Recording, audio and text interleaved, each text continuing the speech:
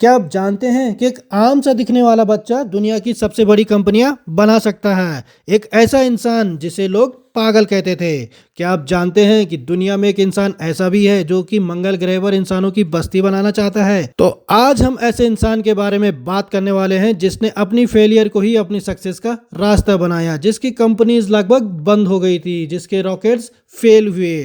तो नमस्कार दोस्तों, आप देख रहे हैं कनेक्ट विद सरजीत और आज की हमारी कहानी है करंट टाइम में दुनिया के सबसे रिचेस्ट आदमी एलोन मस्क की। तो एलोन मस्क का जन्म 28 जून 1971 को साउथ अफ्रीका में हुआ था। तो बचपन से ही इनको किताबें पढ़ना और टेक्नोलॉजी के बारे में जानना बहुत अच्छा लगता था। बचपन में काफी शांत किस्म के बच्चे हुआ करते थे, जिसकी वजह से इन्हें स्कूल में इनके साथ में जो पढ़ने वाले स्टूडेंट थे वो काफी इन्हें परेशान किया करते थे, बुली किया करते थे। लेकिन इन कई सारी मुसीबतों के बाद भी इनका सपना था दुनिया में कुछ बड़ा करना, कुछ नया करना। तो एलोन मस्क बचपन से ही काफी मेधावी किस्म के बच्चे थे।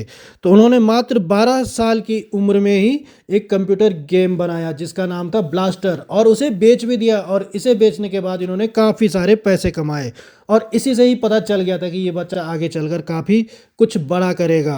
तो अगर हम पढ़ाई की बात करें, एजुकेशन की बात करें हम एलोन मस्क की, तो एलोन मस्क पढ़ाई के लिए पहले कनाडा गए, उसके बाद अमेरिका गए और यहाँ पर उन्होंने काफी मेहनत की। इनके पास पैसे कम होने के कारण ये एक ही कमरे में रहते थे और दिन रात लगातार मेहनत किया करते थे। तो एलोन मस्क की कंपनीज की अगर हम बात करें, एलोन मस्क ने साल 1995 में जिप2 नाम से अपनी सबसे पहली कंपनी शुरू की।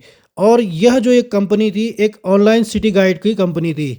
और इस कंपनी को इन्होंने बाद में बेच दिया था और इसको इन्होंने बेचा था $307 मिलियन में, और इससे भी इन्हें काफ़ी सारे पैसे मिले। साल 1999 में एलोन मस्क ने X.com नाम से एक और कंपनी शुरू की और बाद में यही जो कंपनी है पेपल के नाम से जानी जाने लगी। लेकिन यहाँ उनकी ज़िंदगी का सबसे बड़ा फेलियर आया और उन्हें इस कंपनी के सीईओ पद से हटा दिया गया। तो साल 2002 में पेपल $1.5 बिलियन में बिकी और एलोन मस्क को इससे लगभग $180 मिलियन मिले। और इससे एलोन मस्क को एक सीख मिली कि पैसे के साथ साथ अपनी टीम भी जरूरी है। एलोन मस्क यही नहीं रुके और साल 2002 में उन्होंने शुरुआत की स्पेस एक्स की। और इस कंपनी का जो लक्ष्य था रॉकेट बनाना और इंसानों को मार्स पर लेके जाना। और ये जो थी कंपनी दुनिया की सबसे पहली प्राइवेट कंपनी थी जो रॉकेट बनाने वाली थी। अब तक जो सरकारी कंपनियां थी वही रॉकेट्स बनाती थी।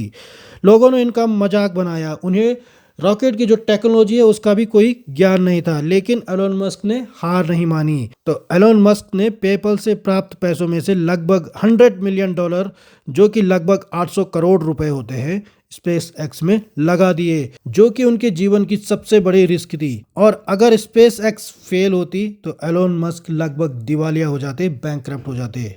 स्पेस एक्स ने पहला रॉकेट बनाया जिसका नाम रखा गया फाल्कन 1, लेकिन 2006 में इसका पहला लॉन्च किया गया और ये फेल हो गया। 2007 में इसका दूसरा लॉन्च किया गया और यहाँ भी ये रॉकेट फेल हो गया। 2008 में इसे तीसरी बार लॉन्च किया गया और यह भी फेल हो गया। और अब एलोन मस्क को लोग पागल कहने लगे थे कि ये आदमी पागल हो गया है। अब स्थिति बहुत खराब थी, उनके पैसे लगभग खत्म हो चुके हैं और एम्प्लॉय को अब डर सताने लग गया था कि हमारी नौकरी जाने वाली है। लोग मजाक बना रहे थे, मीडिया ने भी इनका खूब मजाक उड़ाया। लोग यह भी कहने लगे थे कि कोई भी प्राइवेट कंपनी स्पेस में सक्सेस नहीं हो सकती। साल 2008 में फाल्कन 1 का चौथा लॉन्च हुआ और इस बार यह रॉकेट सक्सेसफुल रहा, यह लॉन्च सक्सेसफुल रहा। इसके बाद अमेरिका की जो स्पेस कंपनी है नासा, उसने स्पेस एक्स को $1.6 बिलियन का कॉन्ट्रैक्ट दिया, जिससे स्पेस एक्स बच गई और एलोन मस्क का सपना भी बच गया। इसके बाद नासा ने स्पेस एक्स के साथ cargo missions, astronaut missions, ISS international space station supply, कई सारी पार्टनरशिप उनके साथ की। साल 2020 में स्पेस एक्स ने पहली बार एस्ट्रोनॉट को स्पेस में भी भेज दिया, जो कि किसी प्राइवेट कंपनी के द्वारा पहली बार किया गया था। एलोन मस्क 2004 में टेस्ला से भी जुड़े थे और 2008 में टेस्ला लगभग बैंकक्रप्ट भी हो गई थी। एलोन मस्क ने इसमें अपना जो आखिरी पैसा था वो भी लगा दिया था। लोग उन पर इस समय भी हंस रहे थे। लोग उस समय इलेक्ट्रॉनिक्स कार्स पर विश्वास नहीं करते थे, लेकिन समय चेंज हुआ और आज टेस्ला दुनिया की सबसे बड़ी ईवी कंपनी है और यहीं से एलोन मस्क दुनिया के सबसे रिचेस्ट पर्सन बन गए थे। साल 2006 में एलोन मस्क ने सोलर सिटी कंपनी की शुरुआत की थी। साल 2016 में एलोन मस्क ने न्यूरालिंक नाम से एक और कंपनी शुरू की और इसको शुरू करने का उनका जो मकसद था, इंसानों के ब्रेन को कंप्यूटर से जोड़ना। ये प्रोजेक्ट वैसे काफ़ी रिस्की है लेकिन फ्यूचर चेंजिंग भी है और एलोन मस्क को ऐसे काम करने में मज़ा आता है जिस काफ़ी रिस्की होते हैं और इसके जो है ह्यूमन ट्रायल्स भी शुरू हो चुके हैं। साल 2016 में एलोन मस्क ने ट्रैफिक की समस्या को सॉल्व करने के लिए द बोरिंग कंपनी शुरू की।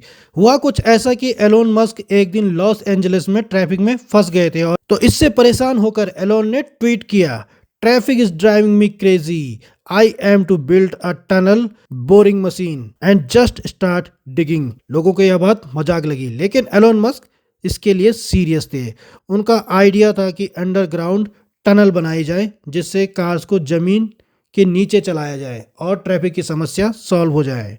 साल 2022 में एलोन मस्क ने सोशल मीडिया कंपनी ट्विटर को खरीद लिया जो कि $44 बिलियन की डील थी और उन्होंने इसका नाम भी बदलकर एक्स कर दिया। अब बात कर लेते हैं एलोन मस्क के फेलियर की। एलोन मस्क ने बहुत सारे फेलियर्स अपनी ज़िंदगी में फेस किए। उनको पेपल कंपनी से निकाला गया, उनके कई सारे रॉकेट एक्सप्लॉइड हो गए थे, टेस्ला ऑलमोस्ट लगभग बंद हो गई थी और जब उन्होंने ट्विटर खरीदा था उससे भी उन्हें काफ़ी सारा क्रिटिसिज्म झेलना पड़ा था। और अब बात करते हैं उनके सक्सेस की। लेकिन उन्होंने अपने फेलियर से हार नहीं मानी। एलोन मस्क की सक्सेस के बारे में अगर हम बात करें तो उन्होंने मल्टीपल $बिलियन की कंपनीज खड़ी की हैं। इलेक्ट्रॉनिक्स कार्स में उन्होंने रेवोल्यूशन कर दिया है। रीयूजेबल रॉकेट्स वो बनाते हैं और सबसे बड़ी बात, जब लोग कहा करते थे कि स्पेस ट्रैवल प्राइवेट कंपनी की बस की बात नहीं है, लेकिन उन्होंने लोगों को गलत साबित किया और एस्ट्रोनॉट को भी स्पेस में ट्रैवल अपने रॉकेट्स के द्वारा भेज दिया। एलोन मस्क के माइंडसेट की अगर हम बात करें तो एलोन हमेशा कहते हैं फेलियर इज एन ऑप्शन। अगर आप फेल नहीं हो रहे हैं तो आप इनोवेशन नहीं कर रहे हैं, आप सीख नहीं रहे हैं। एलोन मस्क की ज़िंदगी की कहानी से अगर हम कोई कंक्लूजन निकालें तो हमें यह सिखाती है कि बड़े सपने देखो और उन्हें पूरा करने की हिम्मत भी रखो, कड़ी मेहनत करो और फेलियर से डरना नहीं है।